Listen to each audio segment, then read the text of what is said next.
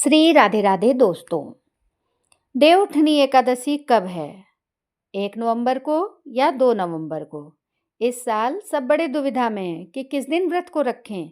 तो आपकी दुविधा को हम दूर करते हुए आपको सही बात बता रहे हैं कि देवउठनी एकादशी का व्रत आप कब रखेंगे।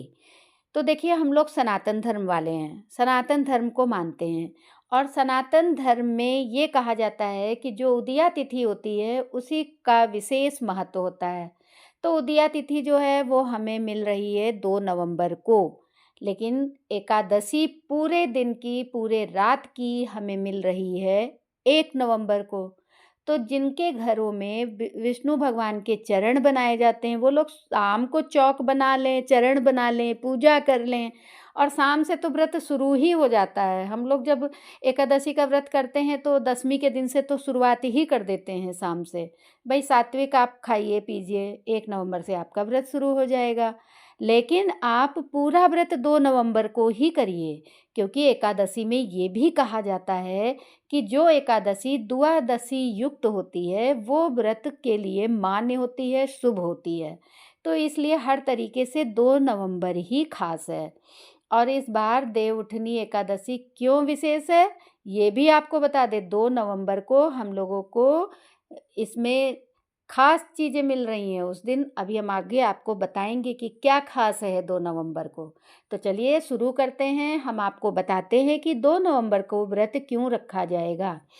तो 2 नवंबर 2025 को देवउठनी एकादशी त्रिस्पर्शा योग में मनाई जाएगी, जब एक ही दिन में एकादशी, द्वादशी और त्रयोदशी तीनों तिथियां स्पर्श करेंगी।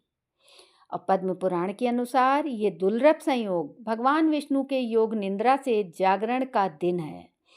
इस दिन चातुर्मास समाप्त होता है और शुभ मांगलिक कार्यों की शुरुआत होती है।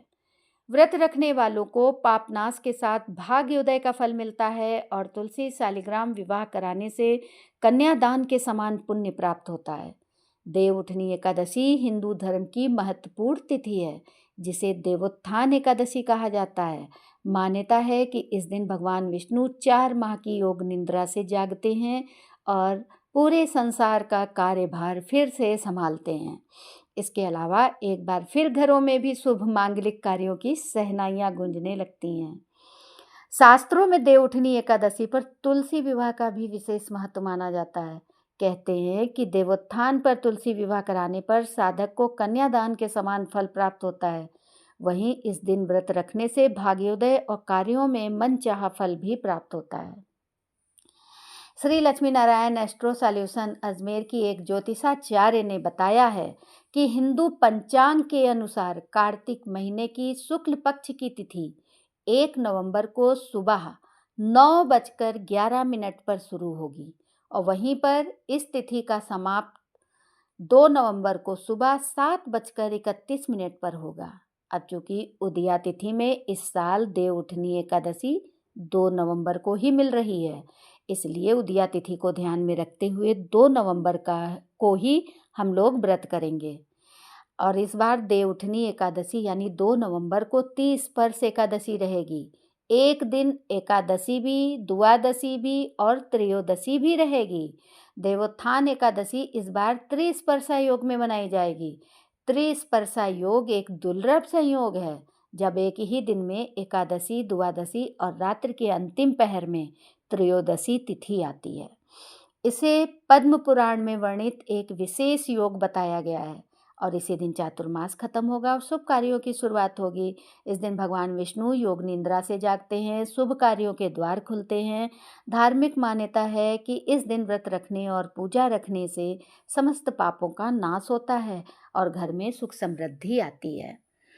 इस साल 2 नवंबर 2025 को देवउठनी एकादशी का व्रत रखा जाएगा। विष्णु जी की पूजा करने से साधक को मनोवांछित फलों की प्राप्ति होती है और इस दौरान माँ लक्ष्मी की पूजा करना और भी लाभकारी माना जाता है। दोनों की साथ में पूजा करने से वैवाहिक जीवन में सुख समृद्धि का वास होता है और देवउठनी एकादशी से मंगल कार्य शुरू हो जाते हैं और इसके अगले दिन तुलसी विवाह किया जाता है। उदया तिथि में देवउठनी एकादशी 2 नवंबर को मनाई जाएगी। इस दिन तुलसी विवाह भी होगा। तो लास्ट में हम आपको फिर से मोटी मोटी बात बताते हैं कि उदया तिथि को ध्यान में रखते हुए 2 नवंबर को ही एकादशी का व्रत रखा जाएगा। और अपने सनातन में ये भी कहा गया है कि जो एकादशी है वो द्वादशी युक्त ही अच्छी मानी गई है, शुभ मानी गई है। उसी व्रत को करने से उसका पूरा पूरा फल प्राप्त होता है। तो द्वादशी तो हमें 2 नवंबर वाली ही एकादशी में मिल रही है। उसके अलावा बस यही है कि 3 नवंबर को हमें द्वादशी नहीं मिलेगी, तब तक समाप्त हो जाएगी। इसका पारण भी है, पारण टाइम है 3 नवंबर को 6 बजकर 8:30 के बीच में आप पारण कर लेंगे। लेकिन आपको 2 नवंबर को ही व्रत रखना है। और मैं भी ये व्रत रखती हूँ, तो मैं तो 2 नवंबर को ही रखूँगी, बाकी आप लोगों की जैसी मर्ज़ी। लेकिन शुभ दिन और अच्छा फल प्राप्त करने के लिए हमें 2 नवंबर को ही व्रत रखना चाहिए। तो राधे राधे दोस्तों, अगर आपको ये जानकारी अच्छी लगी है तो मेरे चैनल को सब्सक्राइब भी करें और आप कमेंट करके भी हमें बताएं। काफ़ी दिन बाद हमने करीब 15 दिन बाद ही हम इस जानकारी को डाल रहे हैं। तो धन्यवाद दोस्तों।